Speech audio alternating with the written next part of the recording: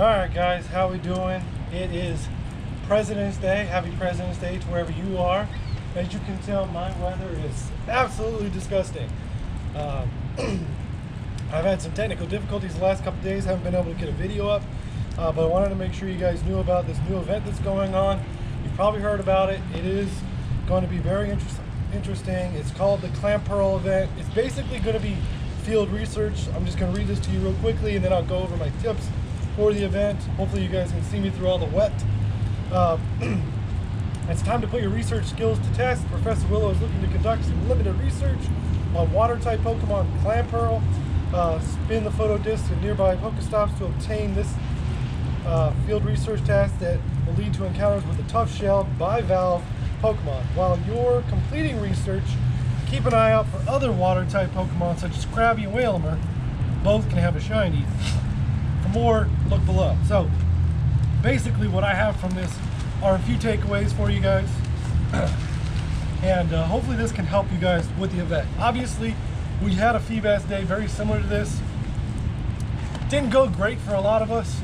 I ended up really lucky. I ended up with 100% IV Feebas, which I ended up, of course, turning into a melodic after I walked them long enough and made it perfect for the Great League because, as you know, I am doing a lot of focus with the Great League, all the cups.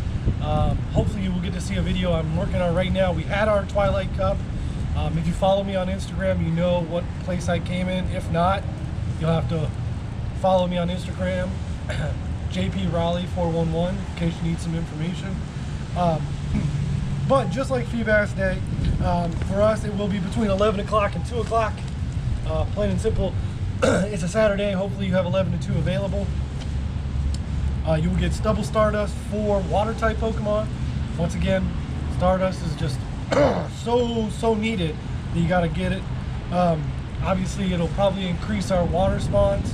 If it's like this weather, we might get weather boosted, which would be really awesome.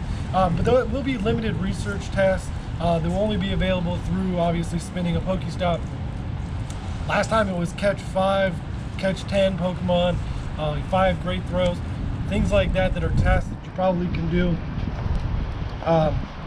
It also says in that memo that it might clam up during research, so exploring is key. As long as you've collected the limited research during the event window, you can complete it at any time.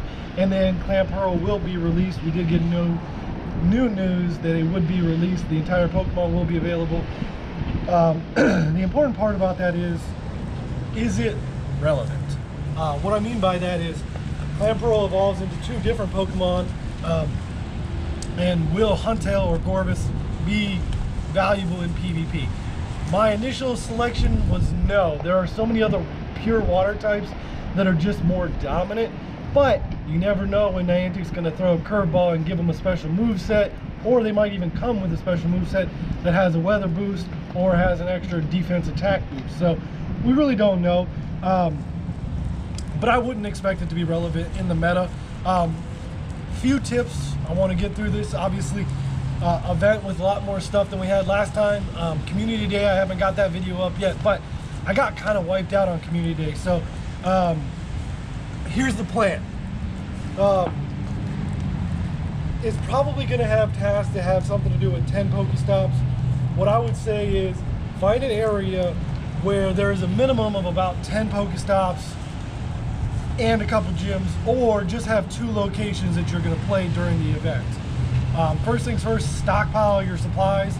Last event we had to catch 5 or catch 10, so you're going to need multiple balls. So open all of your presents from all of your friends for the next couple days. Make sure you stockpile that. Double Stardust for water types, so pay attention to those water types. I know we've been looking for pink type Pokemon, so if you see that Venonat or you see that Chansey or you see something else, just realize it's only double for water types. Obviously still want to use star pieces and lucky eggs if you have them available.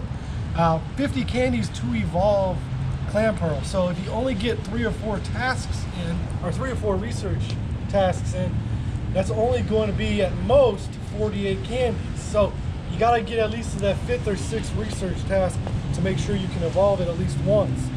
If not, use pineapple berries on everything, period. The CP range, if it's level 15 and not weather boosted, you're looking at 435 to 544.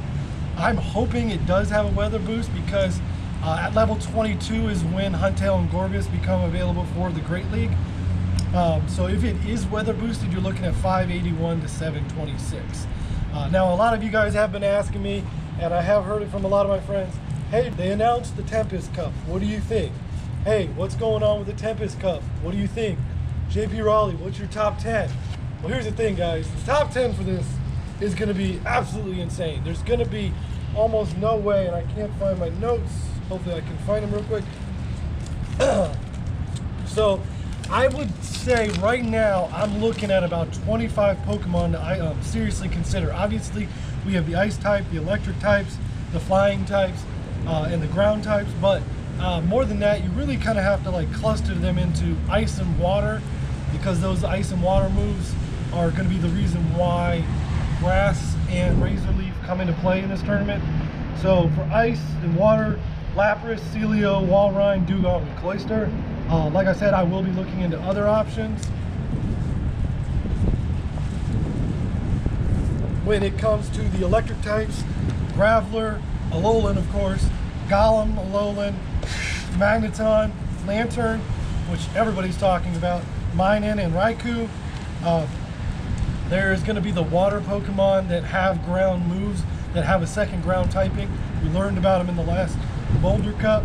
Whiscash, Marshtomp, Quagsire, Swampert. Go and see if you have any of those.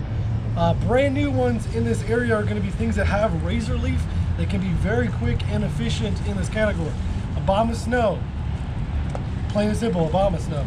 No, but Tropius, if you are in that regional or you're lucky enough to have a friend, I have one. I'm going to walk him literally until the Tempest Cup tournament because I think his CP is like 900 and something. Torterra is also another interesting Pokemon to look at. There are going to be a couple dragons. Obviously, you guys know about Dragonite and Altaria. And then there's going to be the flying types that are also kind of dragon, flying options. Obviously, Skarmory, a lot of people have talked about it. I'm going to dive into it. I don't think he's going to be as good as people think. Togetic, Lugia, if you can get him in that 1500 category. Jumpluff, just putting that out there. A lot of moves. Altaria again, once again in the flying type, and Charizard. Obviously, with anything ice involved, fire is going to wreck it. And obviously, if anything has Razor Leaf or is a grass type, fire is going to wreck it. So I am really looking hardcore into Charizard.